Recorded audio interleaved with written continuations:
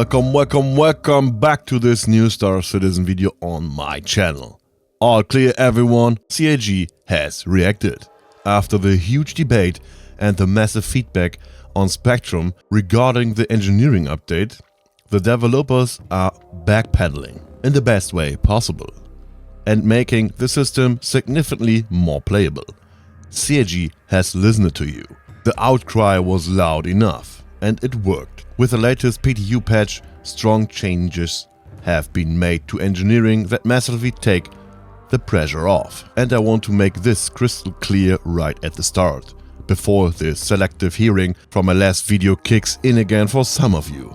Just joking. Yeah, I think these changes are awesome. This is exactly the middle ground we needed. CIG is showing here that they aren't stubbornly pushing their own agenda, but that they understand where the line lies between immersive simulation and annoying chores. What exactly is changing? Why solo players can breathe a sigh of relief? And what's up with the sudden VR support? We're going to look at that in detail right now. Let's begin. Let's start with the meat and potatoes. The changes in engineering. Here, CIG has turned the dials massively in favor of fun gameplay. At first, repair speed. The speed at which we can repair components has been greatly increased.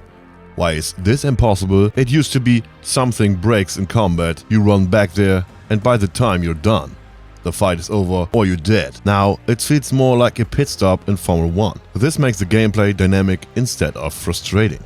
And the second point, no degradation through use. This is huge. Degradation, wear and tear simply from using fuses and ship weapons has been disabled. This means your weapon and fuses no longer break just because you use them. They only break if you overpower them or take damage. This prevents that annoying micromanagement where you were constantly afraid shot because your gun might degrade. Finally, we can fire at will again. And the third point, the power plant timer. The critical timer of the power plant has been doubled. If your reactor goes critical, you now have twice as much time to prevent a meltdown or explosion. This takes the panic off the equation. It's still dangerous, but it's now a solvable puzzle rather than an immediate death sentence. And now comes the point that, for me, is the most important change for all solo pilots and owners of large ships. CIG has changed the logic of what happens when the hull reaches 0 HP. Previously, 0 HP usually means boom, ship gone, game over. Now, when the hull drops to 0, the ship doesn't explode immediately. Instead, now only the power plant takes damage, but no longer all other components and thrusters simultaneously. What does this mean in practice? This is exactly the soft death or bleed out mechanic we wanted. The ship is crippled, the lights go out, system failure, but you don't explode instantly. You have to change to repair the power plants or at least evacuate. This removes the instant kill from the game and gives us exactly those cinematic moments. The ship is drifting in space, sparks are flying, but we are still alive and can fight or repair. A huge win for immersion. Do you remember my criticism from the last video that preparation eats up too much time? CIG delivered here as well. Shops finally sell the stuff. Fuses and filled RMC canisters for the repair tool have been added to the ship component shops. This solves the availability problem completely. We no longer have to go salvaging or hope to find something.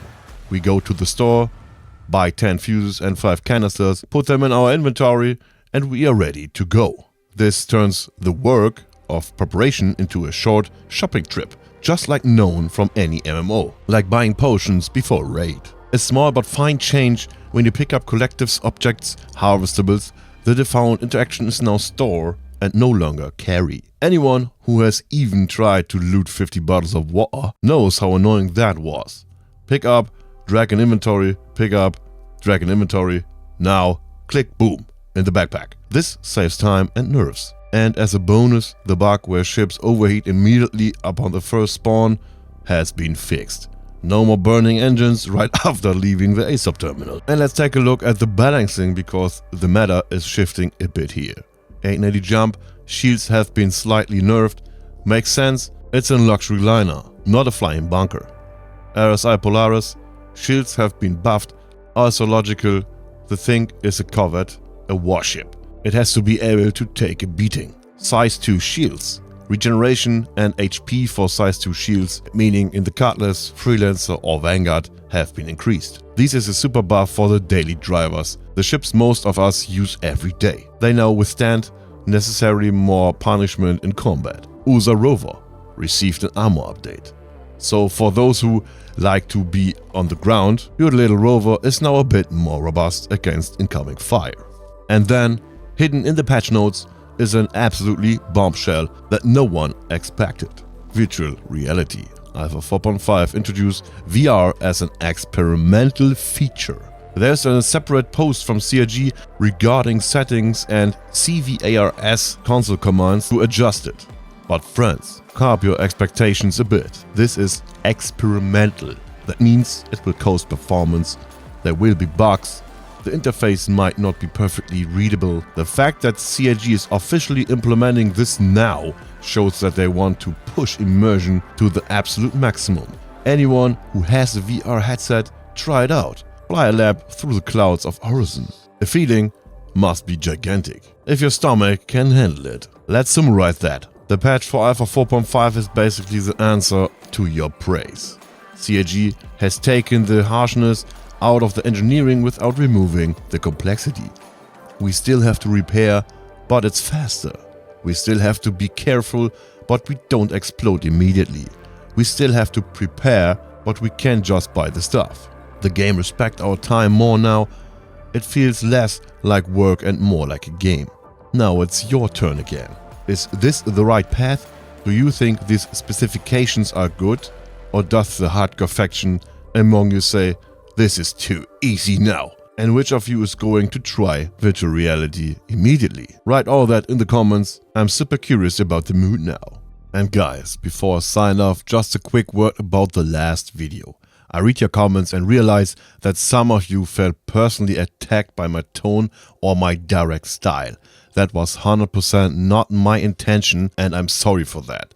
Star Citizen means the world to me, and sometimes the patience just take off when I get into real talk mode. I didn't want to insulate anyone, just provide a bit of a wake-up call. So let's consider it water under the bridge. I hope today's update shows that we all on the right path. Thanks for sticking with me, and see you in the verse.